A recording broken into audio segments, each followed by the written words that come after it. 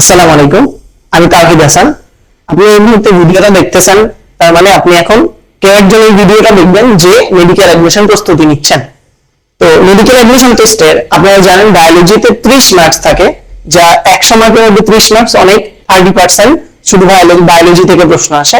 তো বায়োলজিতে কিভাবে পড়লে মেডিকেল অ্যাডমিশন টেস্টে 30 এর মধ্যে 26 প্লাস এমসিকিউ আমি পেতে পারি, বা মেডিকেল অ্যাডমিশন টেস্ট পরীক্ষায় 26 এর উপরে এমসিকিউ কিভাবে আমি কারেক্ট করতে পারি, কিভাবে পড়লে আমি মেডিকেল অ্যাডমিশন টেস্টে বায়োলজিতে একটা ভালো মার্ক ক্র্যাক করতে পারবো, সেই বিষয়ে নিয়ে আজকে আলোচনা করব। তো চলেন ভিডিওটা শুরু করা যাক।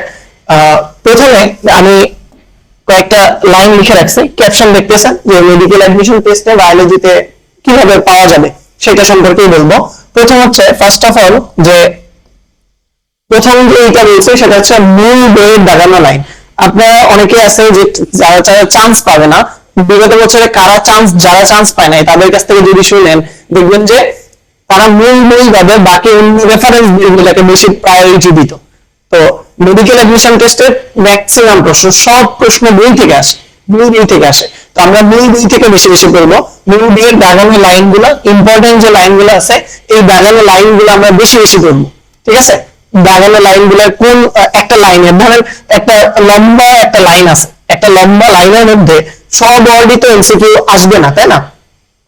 সব ওয়ার্ডই কি এমসিকিউ এর মধ্যে আসবে না।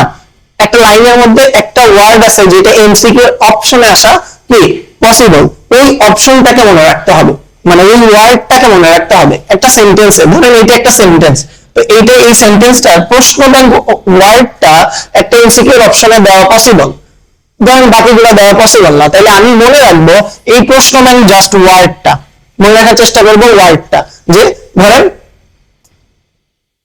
সাপোজ একটা উদাহরণ দিয়ে বলতে পারি, যেমন প্রকৃতবেশী যে জীবগুলা আছে এগুলাতে ক্রোমোজোম সংখ্যা একাধিক থাকে আর কি, আর আদিকোষে একটা, এরকম সিম্পল।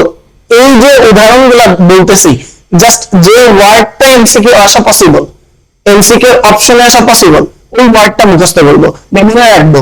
দাগানো লাইনগুলো মানে একটা লাইনের মধ্যে জাস্ট ওই ওয়ার্ডটা আমি মেমোরাইজ করে রাখবো। ওকে, আচ্ছা। 2 নম্বর হচ্ছে, 2 নম্বরটা খুবই ইম্পর্টেন্ট। 2 নম্বরটা খুবই ইম্পর্টেন্ট, বৈশিষ্ট্য, ছক, উদাহরণ। কেন এগুলো বলতেছি?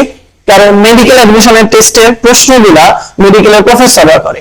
তো মেডিকেলের প্রফেসররা তো আপনি একটা নতুন বই কিনে এনে প্রত্যেকটা লাইন পড়ে পড়ে পড়ে পড়ে প্রশ্ন কখনোই বানাইতে যাবে না। তো কি করবে, তার চোখে কি কি পড়বে, যেমন কয়েকটা বৈশিষ্ট্য পয়েন্ট আকারে দেওয়া আছে, এগুলা তার চোখে পড়বে। তারপরে কয়েকটা উদাহরণ বোল্ড অক্ষরে দেওয়া আছে, বোল্ড লাইনে দেওয়া আছে, এই লাইনগুলো থেকে প্রশ্ন করার সম্ভাবনা সবচেয়ে বেশি। আচ্ছা, এরপর হচ্ছে অনুশীলনের প্রশ্ন ব্যাংক। এটা খুবই ইম্পর্টেন্ট। অনুশীলনের প্রশ্ন ব্যাংক থেকে বিগত বছরগুলোতে 50 প্লাস 55 প্লাস এমসিকিউ আসছে, হুবহু অনুশীলনের প্রশ্ন তুলে দিছে, অপশনও চেঞ্জ করে নাই।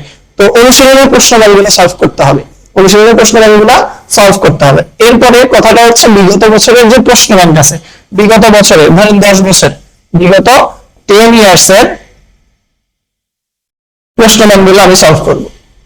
ধরেন আপনি 26 না, তো 2016 সালের প্রশ্ন থেকে শুরু করে 16 সাল থেকে বায়োলজিতে কি কি আসছে, কোন ধরনের প্রশ্ন আসে, এগুলো একটু দেখার চেষ্টা করবেন। প্রশ্ন ব্যাংক সলভ করলে আপনি একটা প্রশ্ন কিভাবে আসে সেটা একটা পূর্ণাঙ্গ ধারণা পাবেন। কেন এটা বলতেছি? কারণ দেখবেন যে আপনি প্রশ্ন ব্যাংক সলভ করলে যে পাবেন, দেখবেন যে নিচের কোনটি সঠিক নয়, সত্য নয়, এরকম প্রশ্ন অহরহ আছে মেডিকেল অ্যাডমিশন টেস্টে, যে নিচের কোনটা 4টা অপশন আছে, নিচের কোনটা সত্য নয়, সঠিক নয়, তারপরে ঠিক না, এগুলা আসে। এই যে নয় শব্দটা কিভাবে, ধরেন কোন একটা জায়গায় উদাহরণ দেওয়া আছে 3টা, কয়টা দেওয়া আছে উদাহরণ, কোন একটা লাইনে 3টি উদাহরণ দেওয়া আছে, তো বলেন তো 3টা উদাহরণ তুলে দিল, আর বাকি একটা অন্য একটা ওয়ার্ড দিয়ে বললাম নিচের কোনটা এটা নয়। তো সিম্পল এভাবে প্রশ্ন ম্যাক্সিমাম সময় প্রশ্ন আসে। আচ্ছা, তো এখন দাগানো লাইনগুলোর মধ্যে দেখবেন যে বোল্ড লাইন যেগুলো আছে, এগুলো একটু ভালো করে পড়বো। বোল্ড লাইন গুলো এগুলো একটু ভালো করে পড়বো। বোল্ড লাইন গুলো, উদাহরণের মধ্যে 3টা উদাহরণ যেগুলো আছে এগুলা, বৈশিষ্ট্যের মধ্যে 3টা করে উদাহরণ, 2টা করে উদাহরণ, এগুলা। আর পার্থক্যের যে ছক গুলো আছে, অনেক ছক আছে, হাসান স্যারের বই আছে, আজিবুর রহমান স্যারের বই আছে, অনেক ছক আছে। এই ছকগুলো থেকে প্রশ্ন আসার সম্ভাবনা সবচেয়ে বেশি। তো এই যে আমি যে কয়েকটা পয়েন্ট আপনাকে বললাম, এই কয়েকটা পয়েন্ট ধরে ধরে যদি আপনি বায়োলজিতে পড়াশোনা করেন, মেডিকেল অ্যাডমিশন টেস্টে আপনি নির্দ্বিধায় 30 এর মধ্যে অ্যাটলিস্ট 25 মার্কস পাবেন। তো যদি ভিডিওটা ভালো লেগে থাকে, আপনার যারা মেডিকেল অ্যাডমিশনের প্রিপারেশন নিচ্ছে এরকম বন্ধুদের কাছে শেয়ার করেন, তাদেরও এগুলো জানার জন্য এই করেন।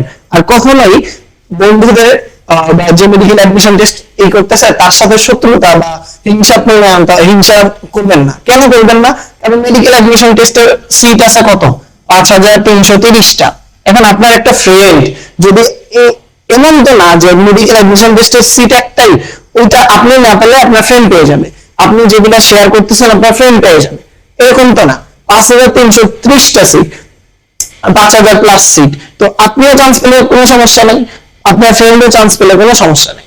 তো কেউ অন্য কারোর সাথে হিংসা করবেন না, সবাই সবার সাথে সহযোগিতা করে করে প্রিপারেশনটা নেন।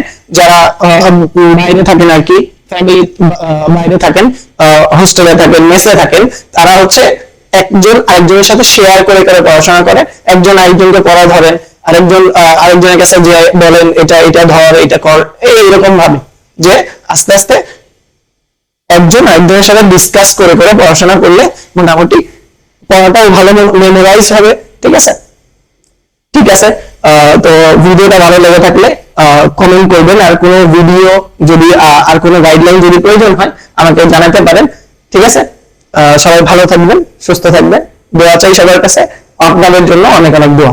সালাম আলাইকুম।